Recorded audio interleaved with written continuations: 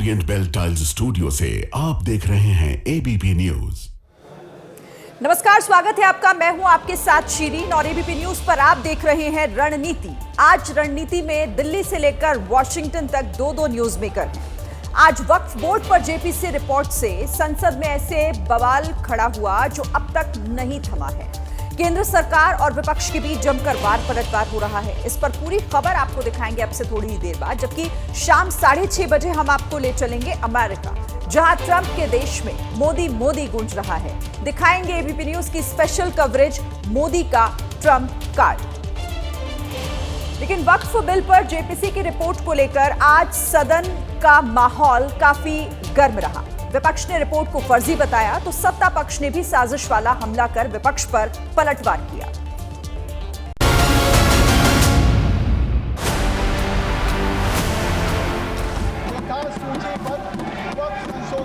TV screen पर दो तस्वीरें हैं, दोनों में दो बात कॉमन है। पहली जेपीसी की रिपोर्ट और दूसरा हंगामा। क्योंकि राज्यसभा के बाद जब जेपीसी की रिपोर्ट लोकसभा में पेश हुई तो विपक्ष ने उसी अंदाज में विरोध किया जैसा राज्यसभा में किया।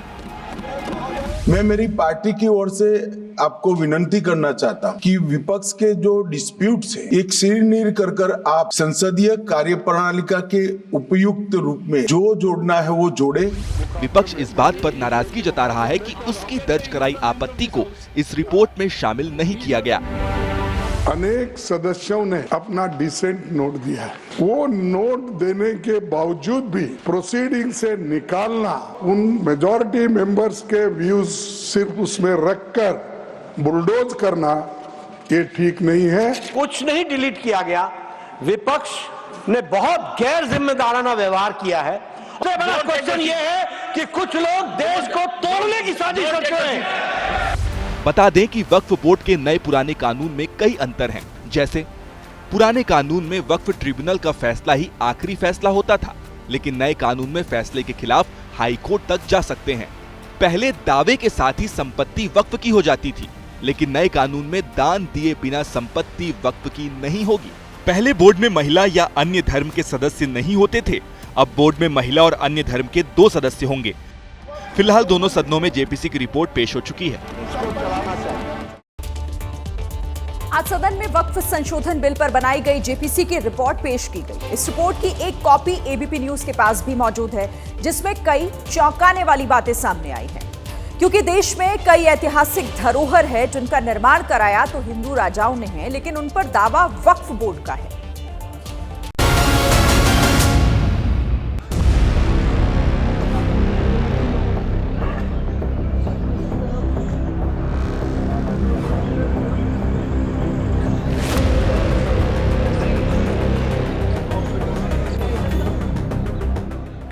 क्या अग्रसेन की बावड़ी वक्फ बोर्ड की संपत्ति है?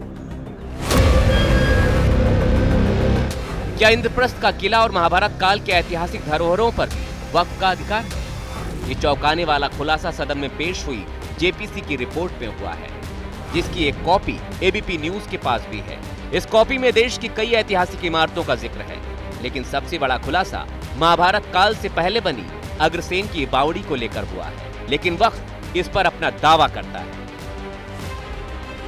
यानी ये जो पूरी बावड़ी है, इसका निर्माण महाभारत के समय में हुआ था, जिस वक्त दिल्ली का नाम इंद्रप्रस्थ था। इस बावड़ी को वक्फ बोर्ड ने अपनी संपत्ति घोषित कर रखा है।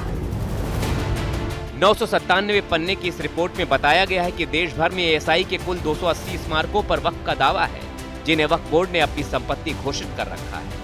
वैसे तो देश की राजधानी दिल्ली में आर्कियोलॉजिकल सर्वे ऑफ इंडिया की कुल 120 संपत्तियां ऐसी हैं जिसके ऊपर दिल्ली वक्फ बोर्ड का दावा है। बात दिल्ली से उठी है तो अब दूर तलक जाएगी, क्योंकि एबीपी न्यूज के पास मौजूद सुपर एक्सक्लूसिव दस्तावेजों में ये बात सामने आई है कि एएसआई द्वारा संरक्षित कुल 5 प्राचीन किलों को भी वक्फ बोर्ड ने अपनी संपत्ति घोषित कर रखा है, जिनमें 3 किले महाराष्ट्र के हैं और 2 किले कर्नाटक के हैं। बात दिल्ली की करेंगे, जहां सीएम पद के लिए भले ही अभी किसी का नाम तय नहीं हुआ हो, लेकिन बीजेपी पहले 100 दिन के एक्शन प्लान को लेकर पूरे जोर शोर से तैयारी करने में जुटी हुई है। सभी विभागों को इसके लिए प्लान बनाकर देने के लिए कहा गया है।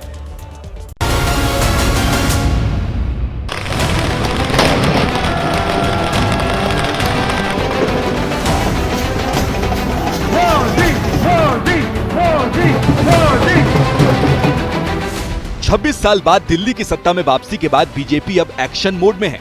100 दिन के प्लान पर नौकरशाह ने काम करना शुरू कर दिया है। दिल्ली के मुख्य सचिव ने सभी विभागों को आदेश जारी कर 100 दिन का एजेंडा बनाने के निर्देश दिए हैं। इसमें आयुष्मान भारत योजना समेत सभी केंद्र सरकार की योजनाओं को लागू करने के लिए उचित कदम उठाने को कहा गया है।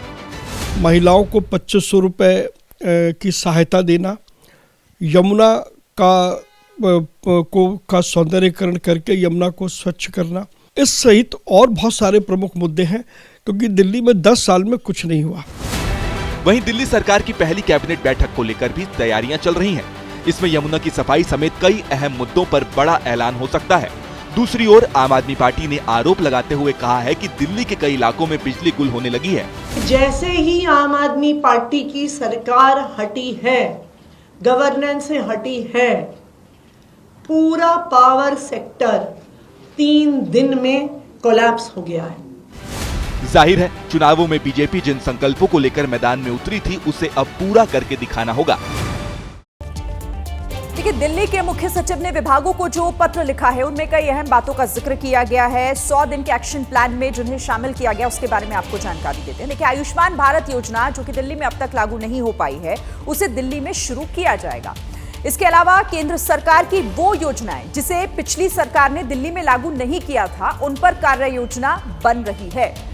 जल भराव को रोकने को लेकर भी काम होगा। नालों की सफाई का प्लान जो है वो भी तैयार किया जा रहा है। बीजेपी के एक्शन प्लान में ये तमाम वो योजनाएं हैं। सीवर ओवरफ्लो होने से उसको रोकने के लिए क्या योजना है, उस पर भी काम किया जा रहा है। तो ये कुछ प्रमुख योजनाएं हैं जो पहले 100 दिन के भीतर लागू की जा सकती हैं। अब आगे बढ़ते हुए आपको एक बड़ी खबर बता देते हैं। कई दिनों से आम आदमी पार्टी के विधायक अमानतुल्लाह खान को दिल्ली पुलिस ढूंढ रही थी, लेकिन जैसे ही आज कोर्ट से अमानतुल्लाह खान को राहत मिली, वो सामने आ गए और अब जांच में भी शामिल हो गए।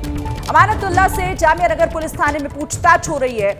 सीसीटीवी की निगरानी में पुलिस पूछताछ इस वक्त कर रही है। तो दिल्ली के जामिया नगर थाने में पूछताछ अमानतुल्लाह खान, आम आदमी पार्टी के विधायक जिन्हें पुलिस ढूंढ रही थी।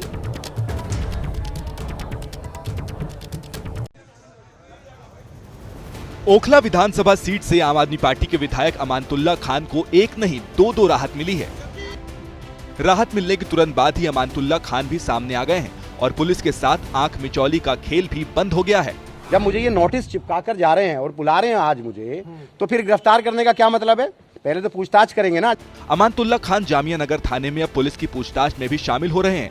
जामिया पुलिस स्टेशन में पुलिस ने एक कैमरा भी लगाया है, जिसके जरिए आप विधायक से पूछताछ की पूरी रिकॉर्डिंग भी की जा रही है। इस दौरान 3-4 पुलिसकर्मी अमानतुल्लाह से पूछताछ कर रहे हैं। आपको बता दें कि कोर्ट ने अंतरिम प्रोटेक्शन दी है, जिसके बाद ये घटनाक्रम बने हैं। जज साहब ने सुना और सुनने के बाद अब अगली तारीख मुकर्रर करी है 24 फरवरी को, और तब तक उनके खिलाफ कोई कोर्सिव एक्शन के लिए मना किया। आज उनको कहा गया है कि वो इन्वेस्टिगेशन तफ्तीश ज्वाइन करेंगे। साथ ही दिल्ली पुलिस 24 तारीख को जवाब देगी, उसमें वो क्लियर करेंगे, तब तक गिरफ्तारी से रोक रहेगी। नया इनकम टैक्स बिल जो लोकसभा में पेश कर दिया गया है, आपको बता देते हैं कि करीब 64 साल पुराने इनकम टैक्स एक्ट 1961 को बदला गया है। प्रस्तावित कानून को आयकर अधिनियम 2025 कहा जाएगा और अप्रैल 2026 में प्रभावी होने की इसकी उम्मीद जो है वो की जा रही है। अब आपको इसकी खूबियां बताते हैं। इसकी खूबियां देखिए, इसमें इनकम टैक्स से जुड़े हुए प्रावधानों की व्याख्या को आसान बना दिया गया है, जिससे बढ़ती कानूनों, विवाद जो हैं और मुकदमे जो हैं उनकी संख्या कम हो सके। न्यू इनकम टैक्स बिल को 880 पन्नों की बजाय इसे समेटकर 622 पन्नों का बनाया गया है। नए आयकर विधेयक में लंबे वाक्यों की जगह छोटे वाक्यों का इस्तेमाल किया गया है, ताकि लोगों को आसानी हो और वकील या सीए की उन्हें ज्यादा जरूरत ना हो। इसे टेबल और फॉर्मूले के इस्तेमाल से भी सहज बनाया गया है। न्यू इनकम टैक्स बिल में नया क्या है, तो ये भी आपको जानकारी दे दें कि इसमें एनपीएस और ईपीएफ पर टैक्स छूट की लिमिट बढ़ाने का प्रावधान शामिल किया गया है। साथ ही सख्त नियम भी होंगे। टैक्स ना भरने वालों पर पेनल्टी या अधिक ब्याज भी लगाया जा सकेगा। अब आगे बढ़ते हैं और अगली खबर का रुख करते हैं। लेकिन दिल्ली में हार के बाद इंडिया गठबंधन का गणित गड़बड़ा सा गया है। बिहार में इस साल होने वाले विधानसभा चुनावों को देखते हुए उद्धव ठाकरे ने कहा है कि नीतीश संभल जाएं, नहीं तो बीजेपी ले डूबेगी। वहीं लालू यादव ने दावा किया है कि बिहार में सरकार तो आरजेडी की ही बनेगी। दिल्ली में आम आदमी पार्टी की हार के बाद इंडिया गठबंधन के कई दल अब आगे का रोड मैप बनाने में लगे हुए हैं। कांग्रेस भले ही सक्रिय ना हो, लेकिन आदित्य ठाकरे ने कमान संभाल ली है। दिल्ली में उन्होंने राहुल गांधी और अरविंद केजरीवाल से मुलाकात की। अक्टूबर-नवंबर में विधानसभा चुनाव होने हैं, लिहाजा ठाकरे कह रहे हैं कि नीतीश अलर्ट हो जाएं। बिहार में खेला हो सकता है। जो हमारे साथ हुआ है या फिर जो आज केजरीवाल साहब के साथ हुआ या कांग्रेस के साथ हुआ, कल होते होते बिहार में नीतीश जी के साथ भी होगा। और भाजपा का यही सपना है कि हर एक रीजनल पार्टी को तोड़ा जाए, मरोड़ा जाए और खत्म किया जाए। वहीं लालू प्रसाद यादव ने बीजेपी पर हमला बोलते हुए कहा, उनके रहते बिहार में बीजेपी की सरकार नहीं बन सकती। इस पर जेडीयू ने पलटवार किया। कैसे बना लेगा सरकार? हम लोग को रहते हुए सरकार बना लेगा भाजपा को लोग जान गए। देखिए, जनता दल यूनाइटेड का साथ एनडीए के साथ स्वाभाविक और नैसर्गिक है। लंबे समय तक हम साथ रहे हैं। हर चुनाव हम मिलकर लड़े, हर चुनाव हम मिलकर जीते।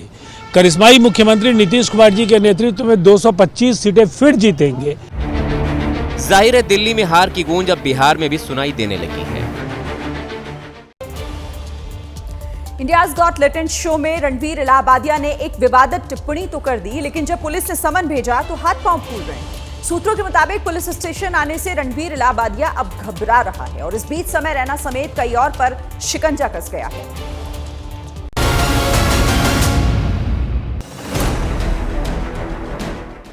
इंडियाज गॉट टैलेंट में कॉमेडी के नाम पर जो अश्लीलता परोसी गई वो शर्मनाक है। व्यूज और लाइक के लिए कुछ भी करेंगे, ये अब इसके कर्ताधर्ताओं के ही गले पड़ गया है। असम पुलिस मुंबई में जांच में जुटी है। साथ ही रणवीर इलाहाबादिया और आशीष चंचलानी को गुवाहाटी पहुंचकर अपना बयान दर्ज कराने को कहा है। दूसरे यूट्यूबर जो शो में आए थे उन्हें भी नोटिस जारी किया जाएगा। असम पुलिस ने समय रैना के पुणे वाले घर पर नोटिस भी सर्व करा दिया है। हालांकि समय रैना इस वक्त यूएस में है। वहीं महाराष्ट्र साइबर सेल ने स्टैंड अप कॉमेडियन और यूट्यूबर समय रैना को दूसरा समन भेजा है। रैना से 17 फरवरी को जांच अधिकारी के सामने पेश होने को कहा गया है, यानी रैना को लौटते ही सवालों का सामना करना पड़ेगा।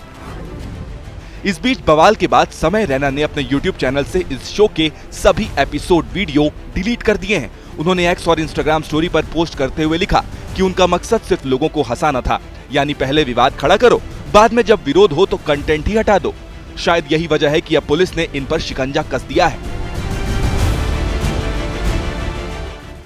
बात महाकुंभ की। आज महाकुंभ का 32वां दिन है। श्रद्धालुओं की भारी भीड़ लगातार प्रयागराज पहुंचने को बेताब है।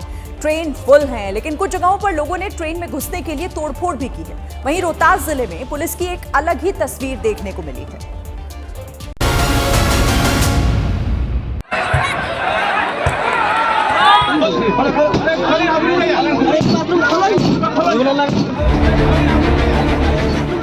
महाकुंभ जाने के लिए देश के अलग अलग राज्यों में लोग किस कदर बेताब हैं, ये तस्वीर उसकी बानगी भर है। हम आपको बताते हैं कि आखिरकार गिरिडीह और रोहतास में लोग क्यों बेचैन हो उठे। इस तस्वीर को देखिए। गिरिडीह जिले के जमुआ रेलवे स्टेशन पर श्रद्धालुओं की भारी भीड़ थी। सभी ट्रेन का इंतजार कर रहे थे, लेकिन ट्रेन आने पर जब लोगों को जगह नहीं मिली तो लोग तोड़फोड़ करने लगे।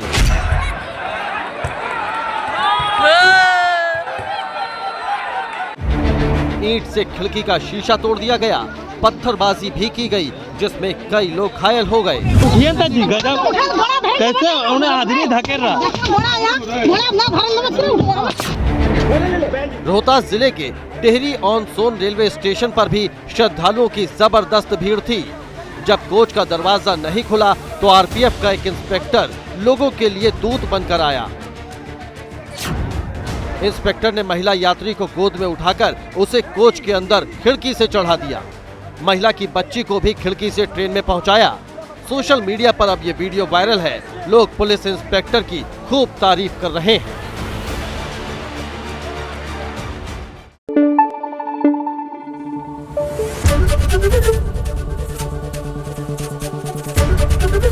एबीपी न्यूज आपको रखे आगे।